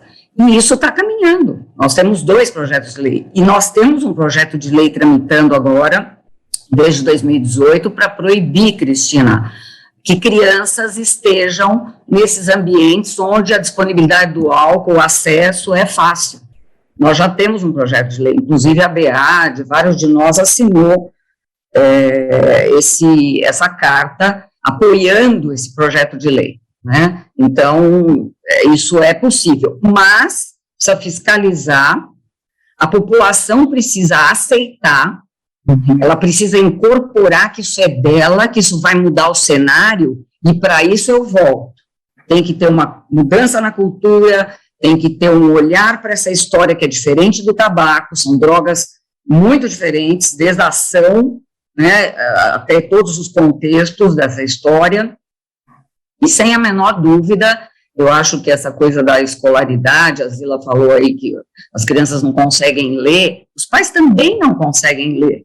Então, quando eu quero que a prevenção comece em casa, para mudar um modelo, eu tenho que fazer um método, usar um método acessível, uma campanha muito bem feita. É que campanha muito bem feita, divulgação ideal, precisa de muito dinheiro. Eu queria um pouquinho desse dinheiro. Então, eu acho que esse é o ponto, né? Eu enfatizei muito a questão da legislação federal, porque além de ela ser ampla e abrange o país inteiro, né, tem assuntos que somente no âmbito federal podem ser abordados. No que diz respeito, por exemplo, à publicidade, esse é um assunto que só aquela lei específica vai poder abordar. E eu acho que é um foco que nós não podemos perder.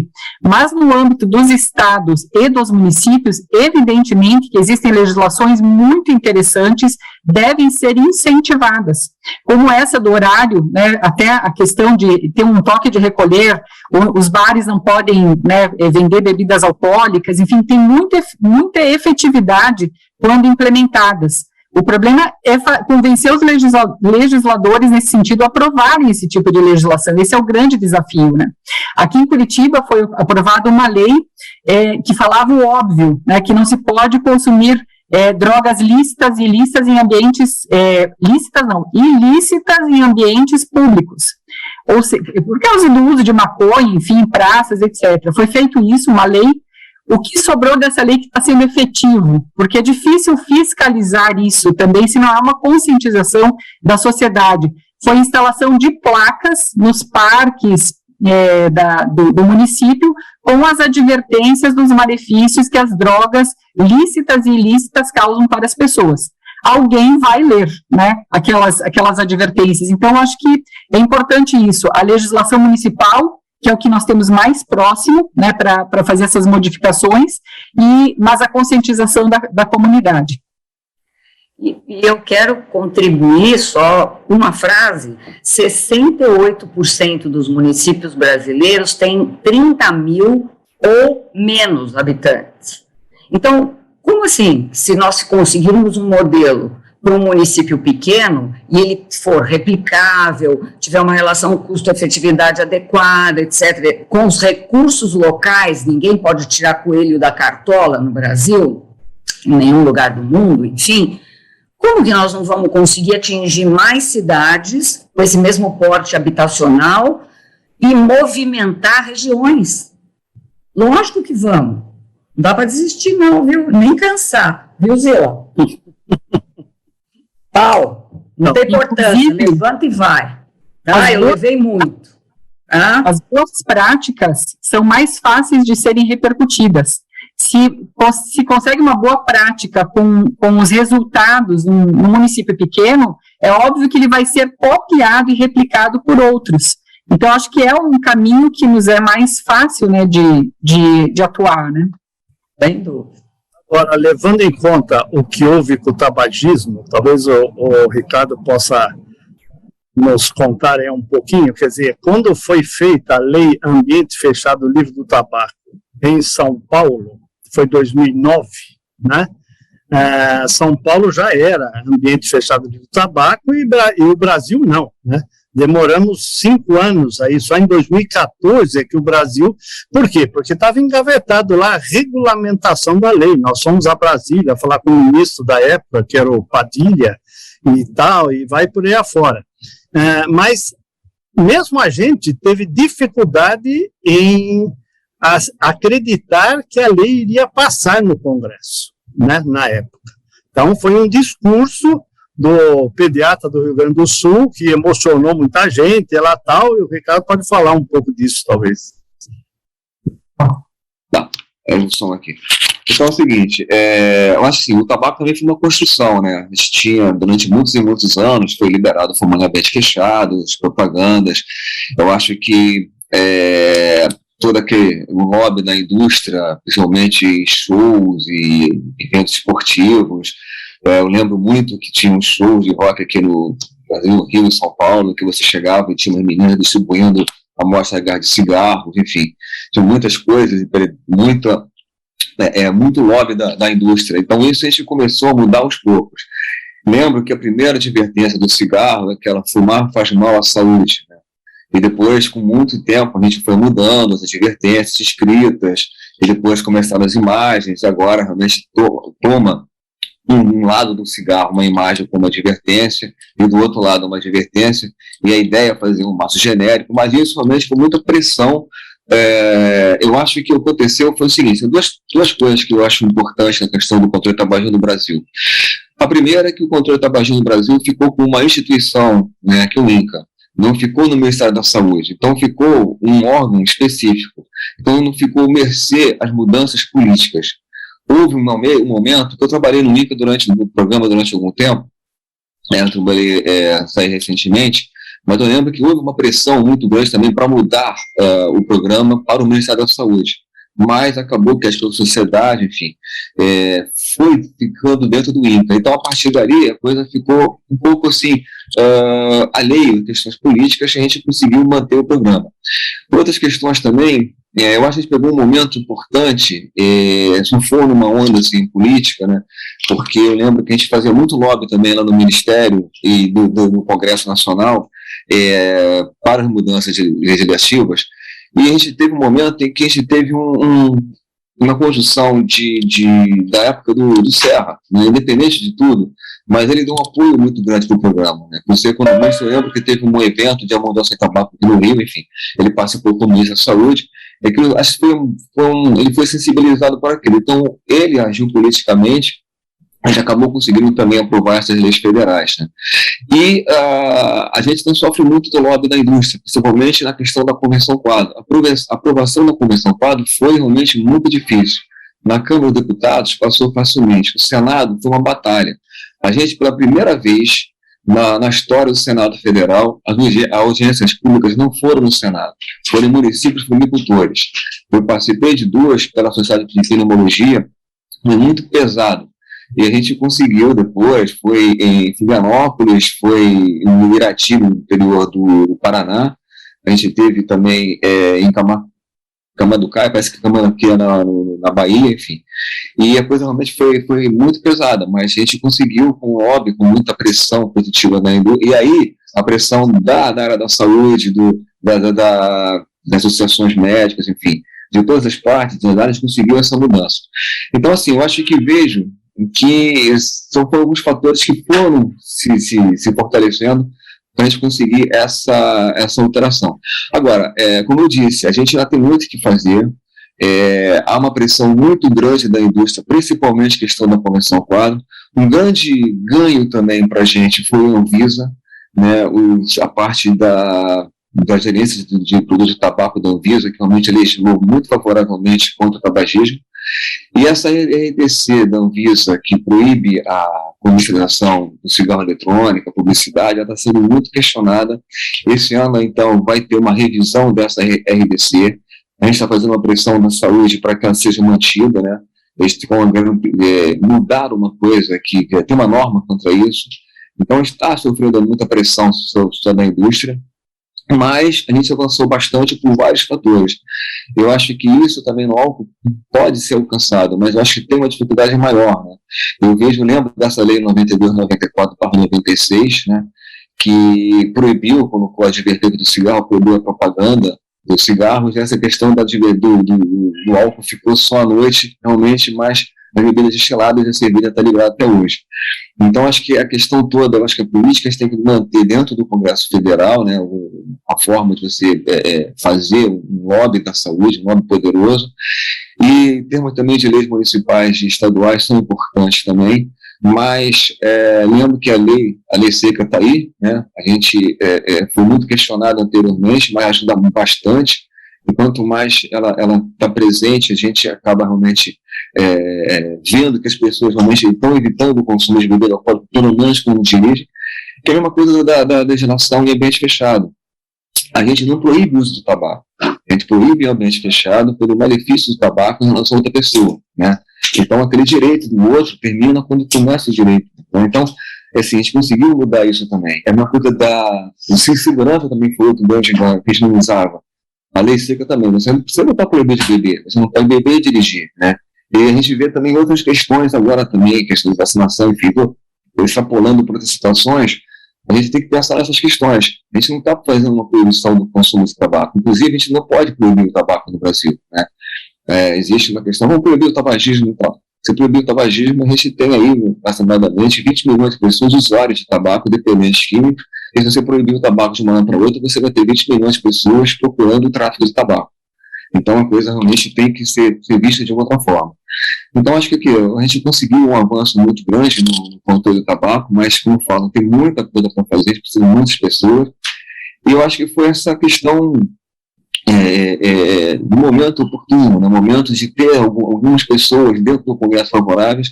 Eu lembro também que no momento eu tinha o Antônio Carlos Magalhães, que era o senador, e o filho dele tinha morrido de infarto, era tabagista, mas também usava outras drogas, enfim. Mas então ele se entendeu isso, também foi outro peso importante para a gente poder apoiar nossas leis. E eu acho que a gente tem que continuar nesse lobby, né? Continuar fazendo nossa pressão positiva para que as coisas possam mudar, né? Como o álcool, como outras drogas, enfim, a gente possa também mudar essa questão e poder fazer também um controle maior. Agora, o que falta também, o que funcionou no tabaco aqui em São Paulo em 2009, é que havia um grupo que era a Comissão Estadual Pró Ambiente Livre do Tabaco, chefiada pela Luiz Emir Lago, que era do Cratode aqui. Sim. E ela saía à noite para fiscalizar com a perua lá, tal, ir nos bares, restaurantes, etc., e brigava. Ela era pequenininha, mas era danada, né? Então, houve um movimento de fiscalização exemplar. O que com álcool, venda de álcool para menores de 18, simplesmente não acontece, né? Não acontece. Então, rapidinho, tem uma questão também, né? A proibição de cigarro para menores de idade. De ver menores de idade fumando, ela acontece também. Então, você proíbe fumar, vender cigarro para menor, e se compra, né?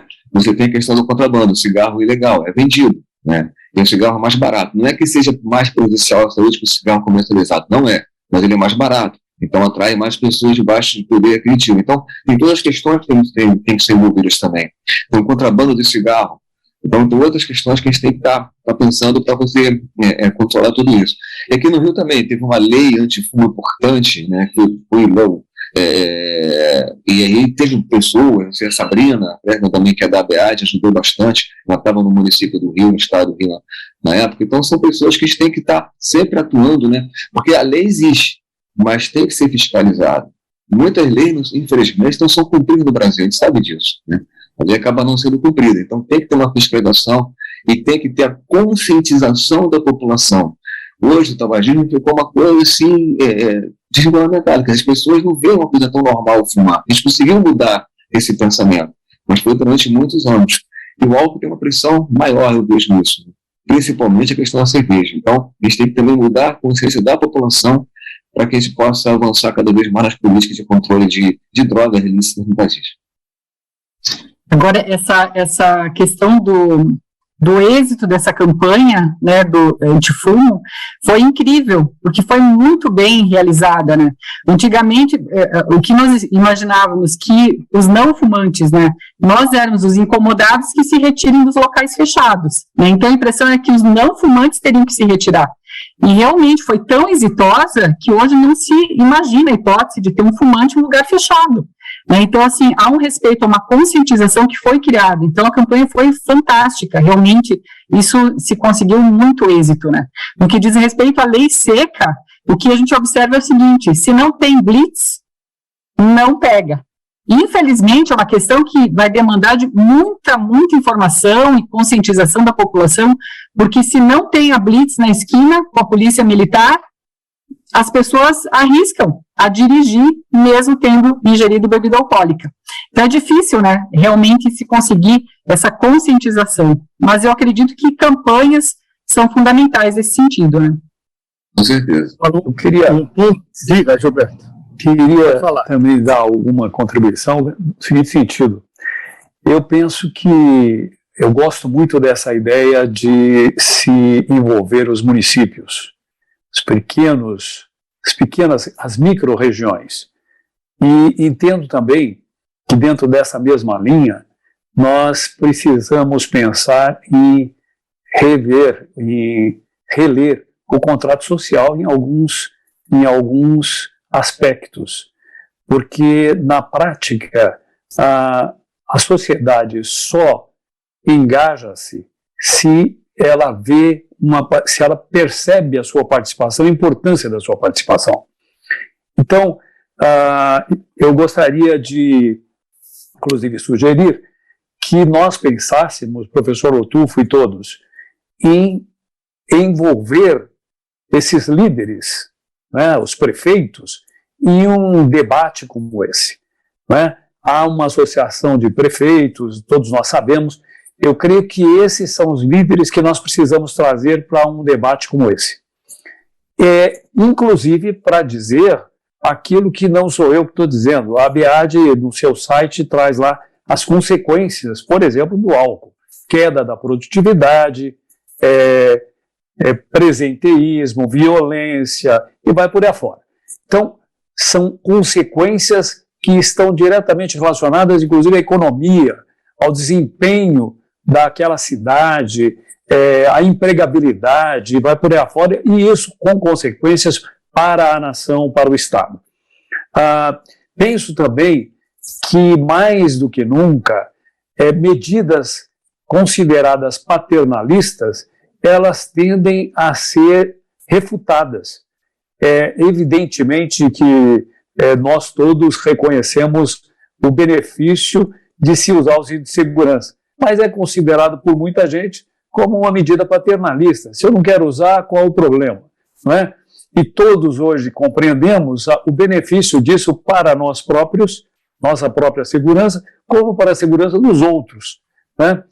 Enfim, eu entendo que a família também é um fator, é um ator importantíssimo. Se nós não prepararmos as famílias, e o pior, esses adolescentes, eles vêm de famílias disfuncionais. Muitos, como a professora Ana disse, e outros, muitos que a professora Zila também, enfim, muitos são filhos de pais que também não compreendem o que leem e, portanto, também não compreendem o que lê e não têm absolutamente nenhum compromisso com valores, não é? Então, eu penso, resumindo, que esse debate pode, muito mais do que a gente pensar em legislação pura e simplesmente, que, em grande medida, pega ou não pega, né? E cito São Paulo. São Paulo, nós temos na Avenida Paulista gente vendendo bebida alcoólica que não se sabe de qual procedência, livremente. E não tem ninguém ali incomodando, nem a polícia, nem o Ministério Público, nem o Judiciário, nem a advocacia, muito menos, etc.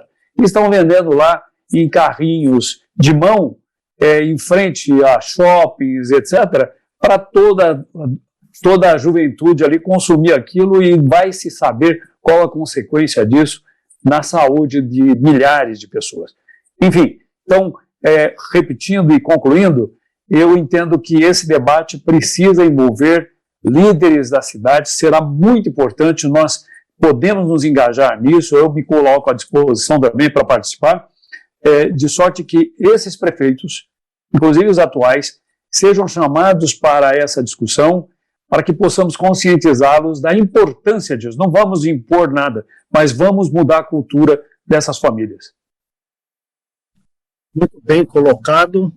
E nós temos mais uns 3 minutos aqui antes da gente fazer um intervalo para o próximo bloco, mas eu vou colocar o seguinte: acho que a gente tem que juntar as ações das sociedades médicas, jurídicas, etc. Então, aqui tentei juntar aí a Sociedade Brasileira de Pediatria, a Associação Médica Brasileira, os juristas, a promotoria, enfim.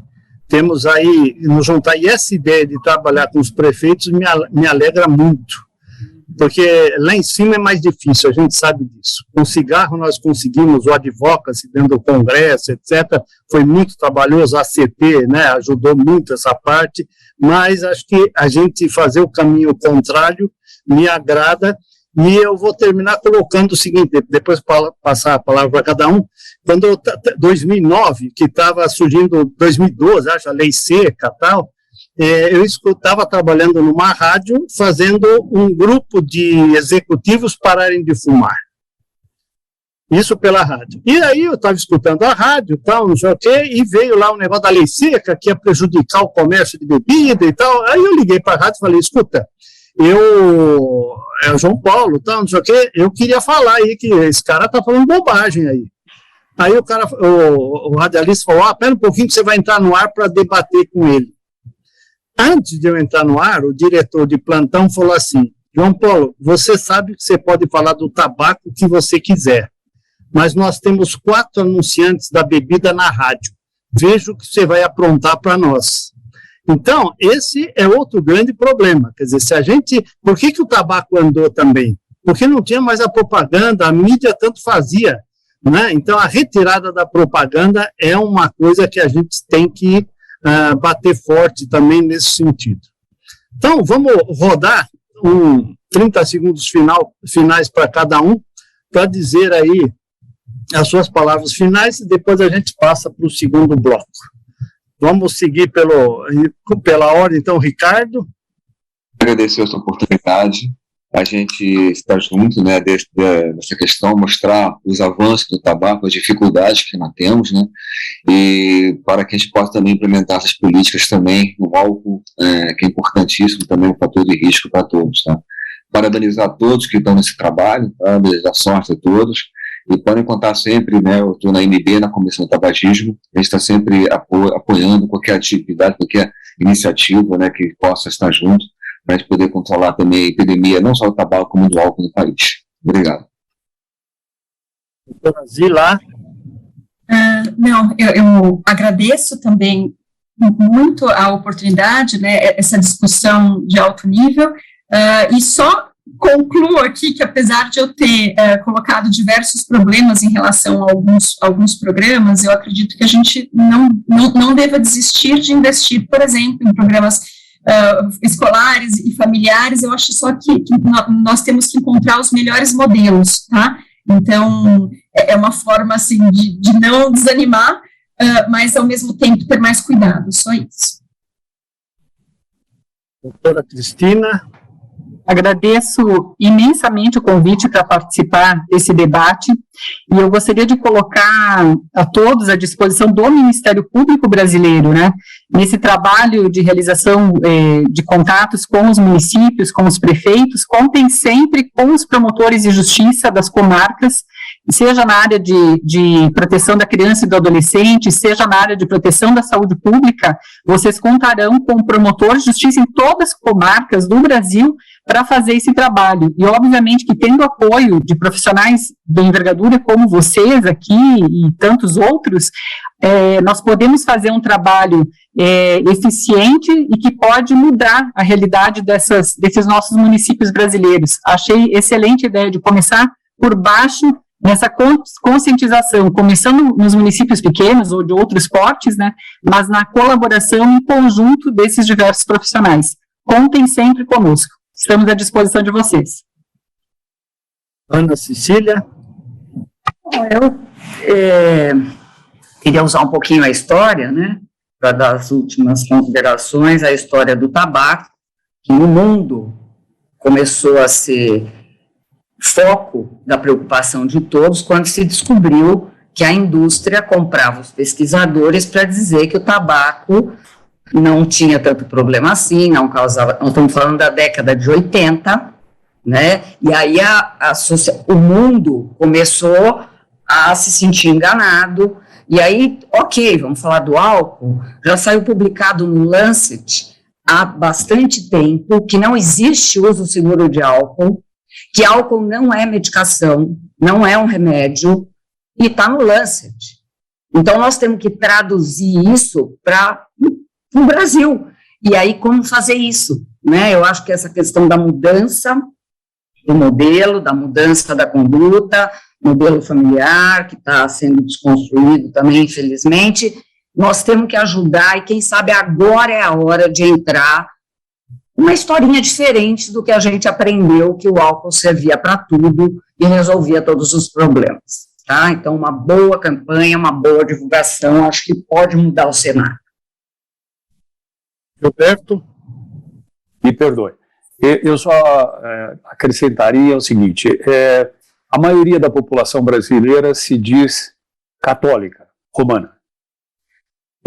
Penso que nós podemos, independente de religião, de opção religiosa, mas nós podemos nos somar a instituições como o CNBB e as prefeituras e fazermos, sim, um trabalho extraordinário. Eu fico muito feliz e muito honrado de estar participando de um debate tão importante com pessoas tão relevantes, né? Alguns aqui eu não conhecia aliás, não conheço pessoalmente, né?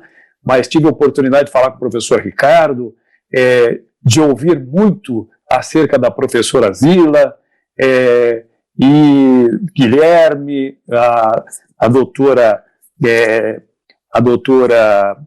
Ruaro também, a doutora Cecília, conheço-a não há tanto tempo, mas tenho um enorme apreço por ela, temos feito algumas coisas juntos, ela veio participar, inclusive, do nosso grupo aqui do IJCB.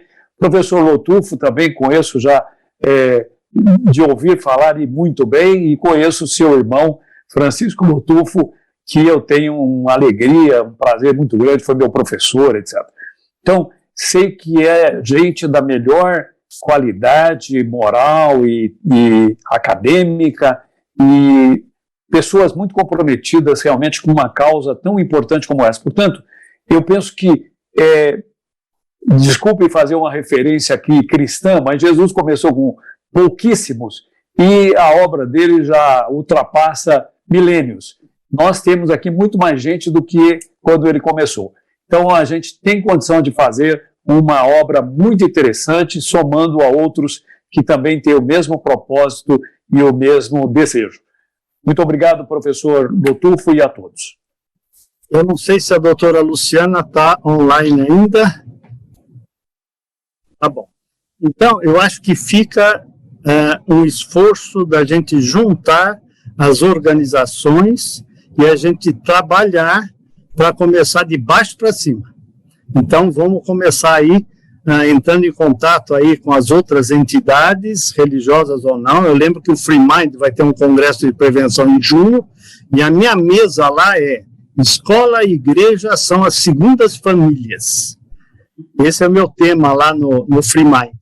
E vamos juntar aí a Associação dos Prefeitos, vamos atrás disso e a gente vai entrar em contato e vamos trabalhar junto aí, fazer um movimento nesse sentido, tá?